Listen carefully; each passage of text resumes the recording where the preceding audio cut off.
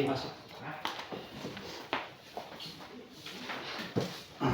Ya, Bu, hari ini kita akan membicarakan tentang kegiatan observasi pada besok hari yang sudah kita sepakati beberapa hari lalu. Kita sudah berbicara tentang proses observasi. Sebelum masuk di observasi, hari ini kita akan melaksanakan pasca observasi dulu sehingga kegiatan yang akan dilaksanakan pada besok boleh berjalan maksimal. Jadi saya mau bertanya dulu ini, Ibu, mata pelajaran yang Ibu ajarkan ini, proyek IPAS, Bapak. Ya, proyek IPAS ya. Untuk kelas 10 di fase E. Oh, kelas 10 di fase E. Pertemuan yang sudah terlaksana sampai hari ini sudah berapa kali pertemuan? Ke-6, Bapak. Oh, ke-6. Ini untuk tujuan pembelajarannya, Bu? Tujuan pembelajaran kan ini Bapak sudah yang ke-6. Jadi di yang ke-6 ini akan melakukan proyek untuk siswa diharapkan dapat mengetahui tentang pencemaran lingkungan, limbah, dan keanekaragaman hayati. Jadi hubungan dua masalah tadi dengan pengaruhnya terhadap keanekaragaman hayati. Berarti proses akhirnya mereka bisa apakah dalam bentuk laporan atau dalam bentuk poster tentang bagaimana mereka memahami itu? Oh, kalau gitu Bapak kan rencananya itu membuat proyek yang pembelajaran berdiferensiasi.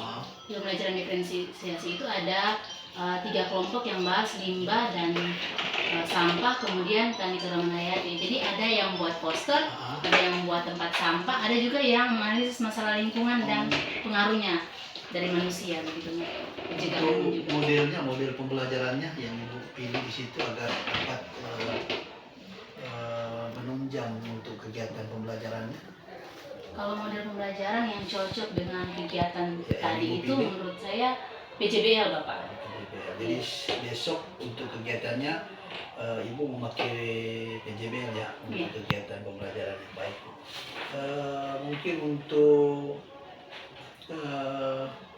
kesiapan siswa untuk besok sudah dikondisikan juga. Apakah mungkin dari kehadiran siswa, apakah sudah dikonfirmasi dengan Ibu gimana besok? Jadi sebenarnya Bapak sudah dari minggu lalu ingatkan akan ada praktek di proyek. Jadi ada siswa yang menyiapkan misalnya membuat sampah sudah dibawa kemarin tentang kardus, baru sudah diberi belajar tentang kanva, di rumah karena akan membuat poster tuh Bapak. Oke, baik. Jadi mungkin itu saja pertanyaan kami seputar kesiapan untuk besok.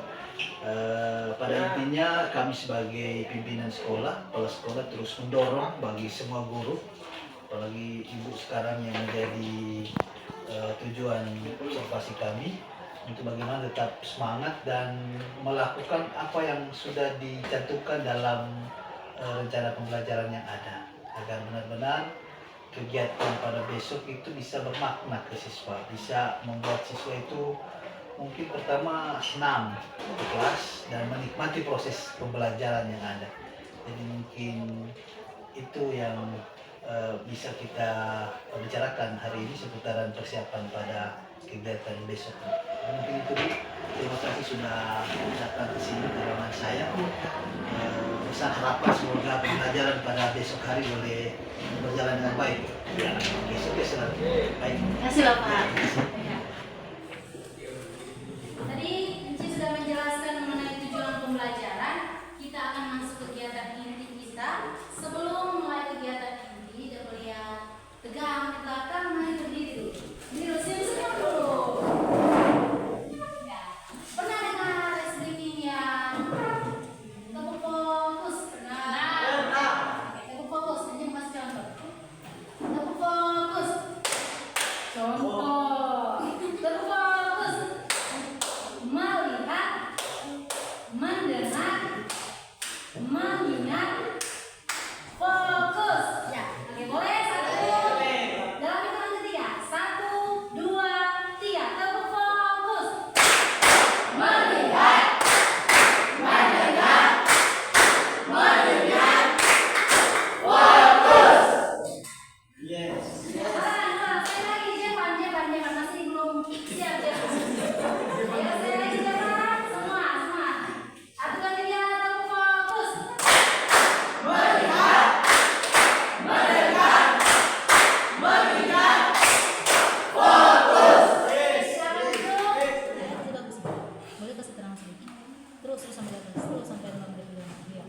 masih kecil begini sepeda beli dari sampah.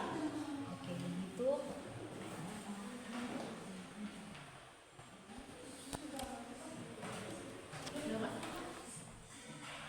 Ya baiklah, di saat ini kelompok 1 telah selesai mengerjakan lembar kerja dan mereka akan segera mempresentasikan hasil diskusi mereka. Jadi dimohon perhatian dari kelompok 2 dan 3, perhatikan di sini waktu dan kesempatan diberikan kepada kelompok 1. Terima kasih atas kesempatan yang diberikan kepada kami. Di saat ini kami akan menjelaskan tentang pencemaran lingkungan dan yang akan menjelaskan cuma kita sendiri. Berikut cara mencegah pencemaran lingkungan dalam kehidupan sehari-hari. 1. Mengurangi sampah plastik. 2. Menghemat air. 3. Mengurangi polusi udara. 4. Mendaur ulang dan mengolah sampah. 5. Menghemat energi. 1. Pencemaran udara menyebabkan gangguan pernapasan seperti asma, batuk, dan kanker paru-paru. 2. Pencemaran air. Air minum yang tercemar dapat menyebabkan diare, keracunan, atau penyakit kulit. 3. Pencemaran tanah. Tanaman yang tumbuh di tanah tercemar bisa menyerap racun dan berbahaya jika dikonsumsi. Demikian dari kami. Jika ada salah kata, mohon maafkan. Jika ada pertanyaan, silakan. Ada yang bertanya? Silakan. Kelompok 2 ingin bertanya, waktu dan kesempatan diberikan, perkenalkan nama siapa dan pertanyaan secara lugas. Terima kasih atas kesempatan yang diberikan kepada saya, utusan dari kelompok 2. Perkenalkan, nama saya Nurul Rizal. Saat ini saya akan memberikan sebuah pertanyaan. Sebutkan contoh dari pencemaran air, udara, dan tanah.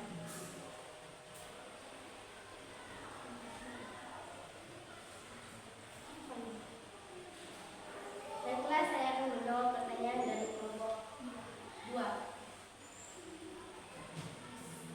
Pencemaran tanah untuk polusi udara seperti pembakaran tanaman yang ada di halaman dan sabun. Oh, itu untuk pencemaran udara yang tadi disebutkan. Kalau sabun yang benar, tapi kalau udara pembakaran itu untuk pencemaran udara. Ya, tidak apa-apa. Benar, lanjut. Pencemaran air.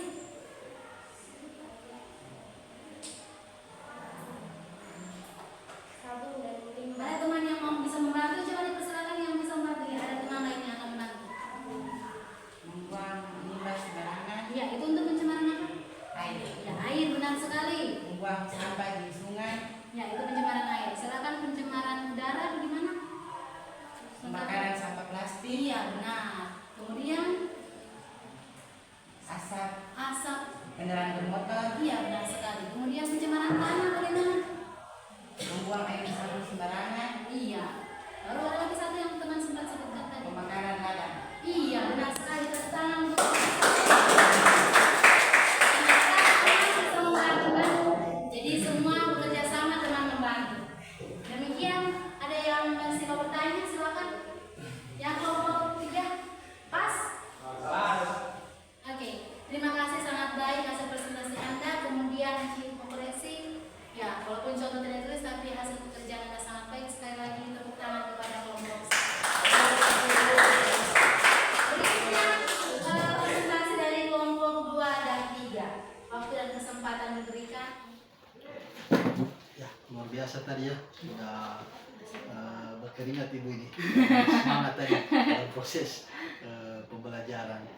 Ya, mungkin dalam kegiatan penutup kita di pasca observasi ini, saya menanyakan sedikit tentang kesan ibu dalam melaksanakan proses pembelajaran tadi, mulai dari mungkin pembukaan tadi, pendahuluannya, baru kegiatan inti dan penutup.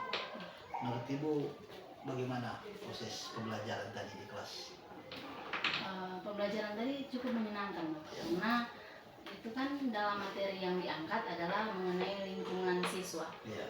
Misalnya ada siswa yang dikelompokkan dalam pencemaran lingkungan, kemudian sampah dan ekosistem, menjaga lingkungan ekosistem itu bagaimana. Jadi ada kaitan dalam kehidupan sehari-hari. Jadi terlihat mudah untuk siswa berjalan dari yang pembukaan sampai penutup itu alurnya itu mudah.